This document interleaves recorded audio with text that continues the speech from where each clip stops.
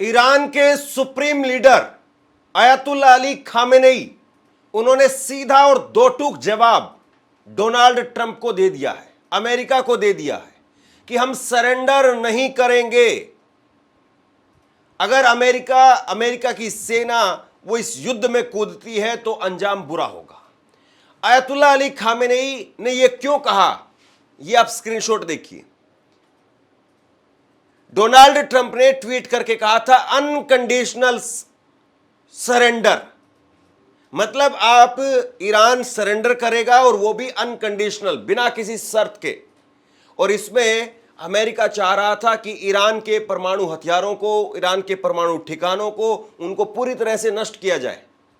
और हो सकता है कि अनकंडीशनल सरेंडर का मतलब यही था कि खामेनेई को भी हटा दिया जाए गद्दी से, अपना कोई आदमी उस गद्दी पर बैठाया जाए। लेकिन इन दो शब्दों पर, डोनाल्ड ट्रंप के इन दो शब्दों पर, अनकंडीशनल सरेंडर, इन दो शब्दों पर अब पूरा जवाब आया है। अयतुल्ला अली खामेनेई का पूरा जवाब आया है, उन्होंने पूरा बड़ा संदेश भेजा है और ईरानी टीवी पर अयतुल्ला अली खामेनेई का यह संदेश पढ़ करके सुनाया गया है। सबसे पहले मैं आपको ये संदेश, जिसमें अयतुल्ला अली खामेनेई अपनी तरफ से मैसेज भेज रहे हैं अमेरिका को, वो आपको पढ़ करके सुनाता हूं। और उसके बाद में कई ट्वीट किए गए हैं डोनाल्ड ट्रंप की तरफ से भी और अयतुल्ला अली खामेनेई की तरफ से भी। दोनों आपस में किस तरीके से जो है शब्दों के वोर में एक दूसरे पर पलटवार कर रहे हैं, फिर उस पर बात करेंगे। ईरान के सुप्रीम लीडर अयतुल्ला अली खामेनेई ने बुधवार को अपने एक मैसेज में कहा कि अमेरिका सुन ले, हम सरेंडर नहीं करेंगे। खामेनेई ने अमेरिकी राष्ट्रपति डोनाल्ड ट्रंप को चेतावनी देते हुए कहा कि अगर इजराइल के खिलाफ जंग में अमेरिकी सेना ने दखल दिया तो अंजाम बुरा होगा। खामेनेई का यह मैसेज ईरान की नेशनल टीवी पर प्रेजेंटर ने पढ़ा। खामेनेई ने कहा कि जो लोग ईरान का इतिहास जानते हैं उनको पता है कि ईरान किसी की धमकियां नहीं सुनता है। इजराइल ने बहुत बड़ी गलती की है और उसे इसकी सजा मिलेगी। ईरान थोपी हुई शांति या युद्ध नहीं मानेगा।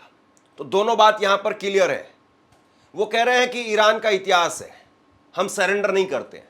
और दूसरी बड़ी बात वो ये कह रहे हैं कि ना तो हम थोपी हुई शांति कबूल करेंगे और ना ही किसी का थोपा हुआ युद्ध कबूल करेंगे।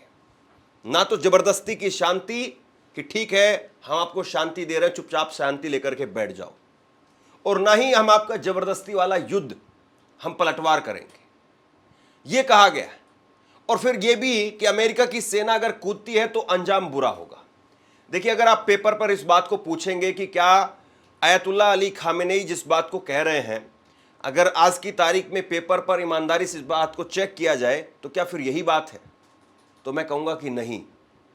अयतुल्ला अली खामेनेई जो बात कह रहे हैं, पेपर पर अगर इस बात को देखा जाए तो अयतुल्ला खामेनेई की बात वो सही दिखाई नहीं देती है, क्योंकि अमेरिका के सामने ईरान टिक नहीं पाएगा, ये सच्चाई है। लेकिन एक सच और भी है, और वो सच ये है कि कई बार इतिहास ऐसे ही बनता है।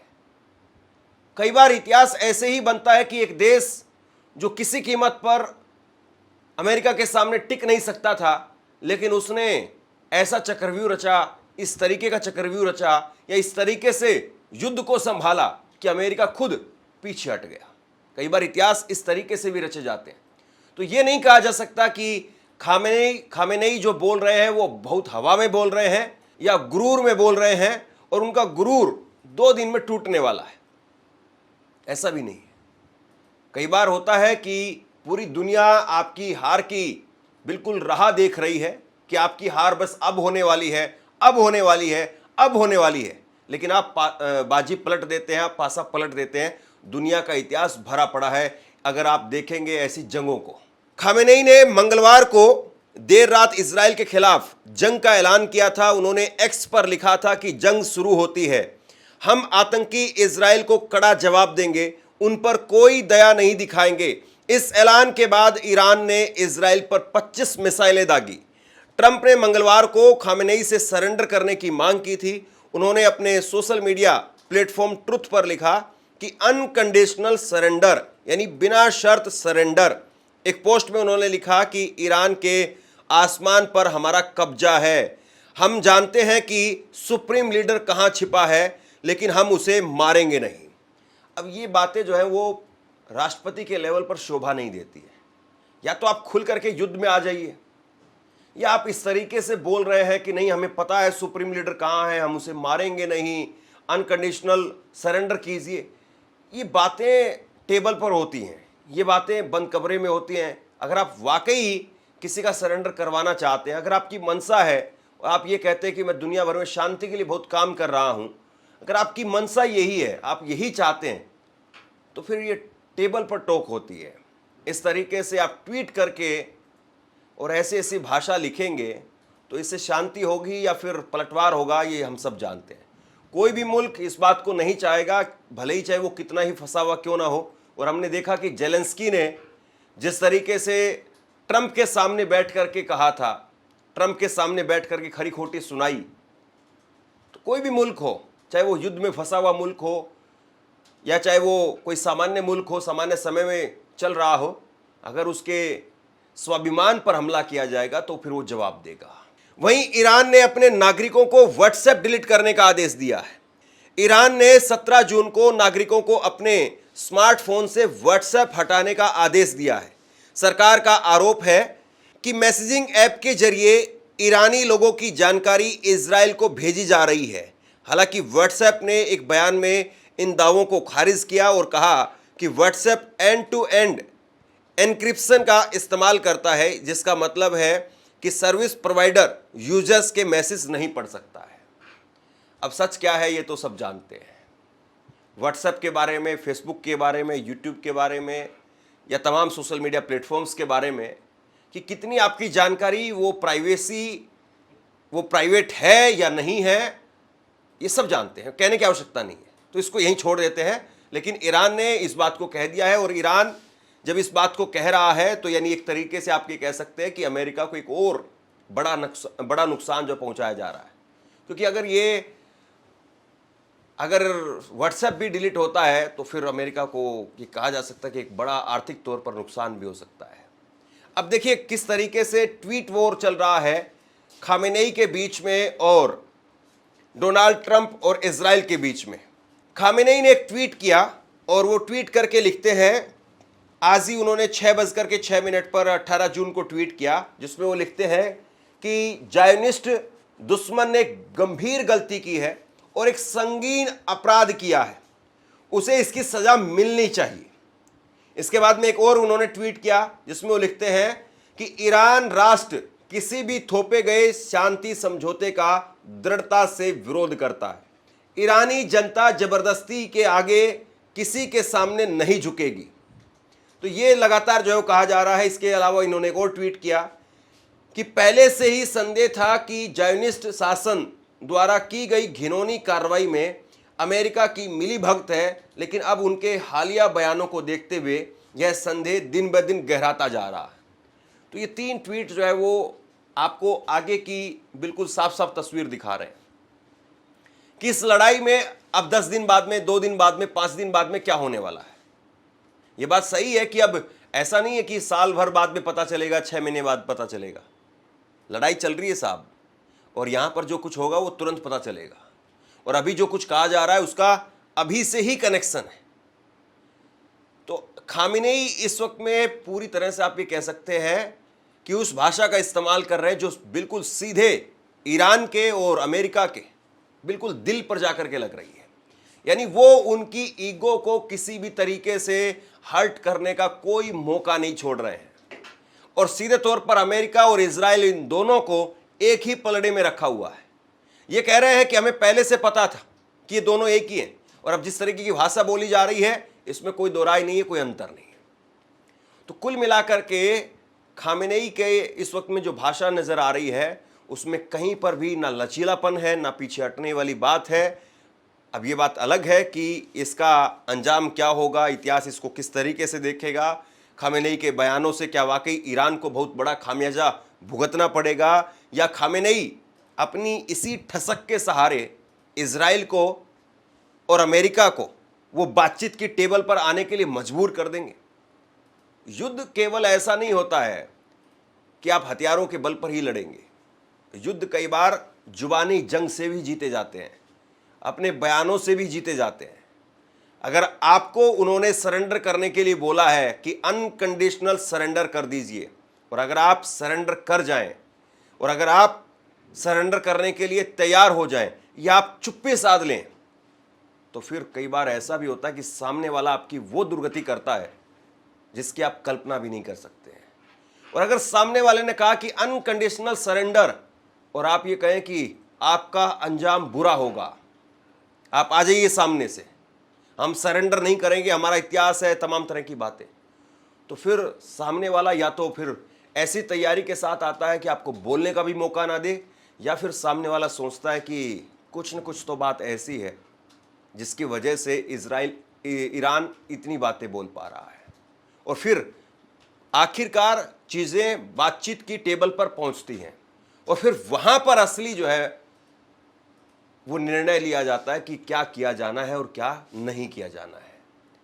इसके साथ में आप देखिए डोनाल्ड ट्रंप की तरफ से भी ट्वीट किए गए। डोनाल्ड ट्रंप का सबसे ज़्यादा ट्वीट तो ये अनकंडीशनल सरेंडर वाला यही ट्वीट जो है वो वायरल हो रहा है। इसके अलावा डोनाल्ड ट्रंप का एक और ट्वीट आता है जिसमें वो कहते हैं कि हमें ठीक ठीक पता है कि तथाकथित सुप्रीम लीडर कहाँ छिपा है, वह एक आसान निशाना है, लेकिन वहाँ सुरक्षित है, हम उसे मारने या मार डालने नहीं जा रहे हैं, कम से कम फिलहाल तो नहीं। लेकिन हम यह भी नहीं चाहते हैं कि नागरिकों या अमेरिकी सैनिकों पर मिसाइल दागी जाए। हमारा सब्र अब खत्म हो रहा है। इस मुद्दे पर ध्यान देने के लिए धन्यवाद। तो डोनाल्ड ट्रंप जो है वो इस बात को कह रहे हैं कि अगर अमेरिका को नुकसान पहुंचाया, अमेरिकी सैनिकों को नुकसान पहुंचाया, तो हमारा सब्र खत्म हो जाएगा और उसके बाद में हमें पता है कि सुप्रीम लीडर कहां पर है। देखिए, इस बात में तो कोई दो राय नहीं है कि अमेरिका जासूसी करवाता रहता है। अमेरिका, उसकी दिलचस्पी इसी बात में होती है कि कौन आदमी इस वक्त में कहां बैठा हुआ है, कौन आदमी किससे मिलने के लिए जा रहा है, कौन आदमी किससे डील कर रहा है। अमेरिका की पूरी राजनीति, और ये केवल ऐसा नहीं कि अभी डोनाल्ड ट्रंप के आने की वजह से हुई है, ये बात सही है कि डोनाल्ड ट्रंप के आने के बाद में चीज़ें और बढ़ गई, लेकिन पहले भी ऐसे ही चीज़ें चलती रही कि अमेरिका दूसरे देशों के बारे में इंफॉर्मेशन निकाल करके और फिर दूसरे देशों को टारगेट करना, या दूसरे देशों को इंफॉर्मेशन निकाल करके उनसे पहले कोई एक्टिविटी करना ताकि दूसरे देश जो है वो एक्शन ही नहीं ले पाए। तो इस तरह की एक्टिविटी, इस तरह की हरकतें अमेरिका करता रहा है। लेकिन क्या अब अमेरिका को लोग पहचान गए हैं और अमेरिका की ये टैक्टिक्स, ये ट्रिक अब नहीं चलने वाली है? सवाल इस बात का भी है। अब हमारे पास में ईरान के ऊपर आसमान पर पूरी तरह से नियंत्रण है। ईरान के पास में अच्छे स्काई ट्रैकर्स और अन्य उपकरण, रक्षा उपकरण थे, और वो काफ़ी मात्रा में थे, लेकिन ये अमेरिकी निर्मित और डिज़ाइन किए गए थे और बनाए गए सामान की तुलना में कुछ नहीं है। कोई भी गुड ऑल यूएस से बेहतर नहीं हो सकता है। मतलब वो एक तरीके से कह रहे हैं कि हम पूरे आसमान पर कब्जा कर चुके हैं, उनके पास में जो जो टेक्नोलॉजी है, जो जो हथियार है, जो भी उपकरण है, वो हम जानते हैं कि वो किस तरीके से काम करता है। जो उनके पास में अच्छे उपकरण थे उनको हमने ख़त्म कर दिया है, और यूएस के हथियारों से ज़्यादा कोई हथियार काम नहीं करता है। ये बात जो कहने की यहाँ पर डोनाल्ड ट्रंप कोशिश कर रहे हैं, लेकिन ट्रंप की इस वक्त में कितनी चल रही है, और ट्रंप का क्या वाकई पूरा अमेरिका जो है वो इस वक्त में साथ देगा, उनकी पार्टी साथ देगी? क्या वाकई ट्रंप ये कीमत उठाने के लिए तैयार है कि अगर वो ईरान के साथ में भी सीधे युद्ध के लिए जाते हैं तो फिर उसके बाद में अमेरिका का जो नुकसान होगा, क्या वो कीमत उठाने के लिए ट्रंप तैयार है? और डोनाल्ड ट्रंप क्या वियतनाम के युद्ध को भूल गए हैं? क्या अमेरिका वियतनाम के युद्ध को भूल गया है? वियतनाम का युद्ध जो 1955 से 1975 तक चला, 20 साल तक, अमेरिका ने लाखों सैनिक भेजे, वनों में छिप करके लड़ने की गुरिल्ला रणनीति अपनाई, बमबारी की, केमिकल हथियार जैसे एजेंट ऑरेंज का इस्तेमाल किया गया। आम नागरिक भी इस युद्ध में बुरी तरह फंसे और अमेरिका को फिर हार मिली, क्योंकि वियतनाम की जमीन, जंगलों को अमेरिकी सैनिक अच्छी तरह से नहीं समझ पाए। वियतनामी लड़ाके जमीन के नीचे सुरंगों में छिपते थे और अमेरिका में जनता युद्ध के खिलाफ हो गई। बहुत ज़्यादा सैनिक मारे गए, अरबों डॉलर खर्च हो गए, और 1975 में अमेरिका ने अपनी सेनाएं हटा ली और उत्तरी वियतनाम ने दक्षिण पर कब्जा कर लिया। तो ये इतिहास है, और इतिहास बीच बीच में हमें पढ़ते रहना चाहिए ताकि हम इतिहास ना बन जाए, हम कहीं ऐसा ना हो कि पन्नों के अंदर दर्ज हो जाए और ख़त्म हो जाए। इसीलिए बीच बीच में इतिहास उठा करके पढ़ना चाहिए कि फला आदमी ने कब किस वक्त में क्या गलती की थी, क्या हम भी वही गलती तो नहीं दोहराने जा रहे हैं, क्या हमारे साथ में भी वैसा ही तो नहीं होने वाला है। और ये डर नहीं होता है, ये रणनीति होती है। कई बार आप इतिहास से सीखते हैं, सबक लेते हैं, और कई बार आप इतिहास को ही आंखें दिखाते हैं और इतिहास फिर आखिरकार आपको ही इतिहास बना देता है, आपको पन्नों के अंदर दर्ज कर देता है, आपका अस्तित्व खत्म हो जाता है। डोनाल्ड ट्रंप इस वक्त में जो कुछ कर रहे हैं, इजराइल के प्रधानमंत्री बेंजामिन नेतन्याहू, और उनकी भाषा और ट्रंप की भाषा, दोनों की भाषा एक जैसी है।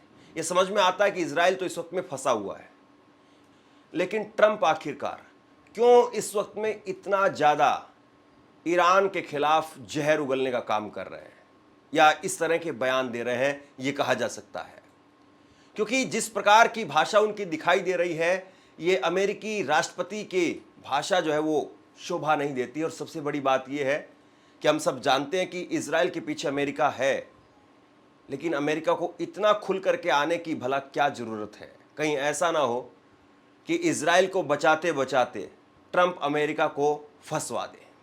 बहरहाल खामेनेई ने जिस प्रकार से सामने आकर के कहा है कि हम सरेंडर नहीं करेंगे, हम अटैक के लिए तैयार हैं, अगर अमेरिका की सेना आती है तो उसका अंजाम बुरा होगा, क्या वाकई आपको लगता है कि खामेनेई बहुत ज़्यादा कुछ बोल रहे हैं? खामेनेई क्या वाकई इस वक्त में ईरान को एक बहुत बड़े खतरे में डाल रहे हैं, या खामेनेई की भाषा का खामियाजा ईरान उठाएगा, या फिर वाकई खामेनेई इस वक्त में एक ऐसे नेता की भूमिका निभा रहे हैं जो ईरान को ज़रूरत है और ईरान को वाकई खामेनेई इस संकट से निकाल पाने में कामयाब होंगे? सवाल इस बात का है। आप क्या सोचते हैं, नीचे कमेंट बॉक्स में लिख करके जरूर बताइए। इस वीडियो को शेयर कीजिए। जैसे ही कोई बड़ी अपडेट निकल करके सामने आती है, तुरंत आपके सामने लेकर के आता हूँ। धन्यवाद।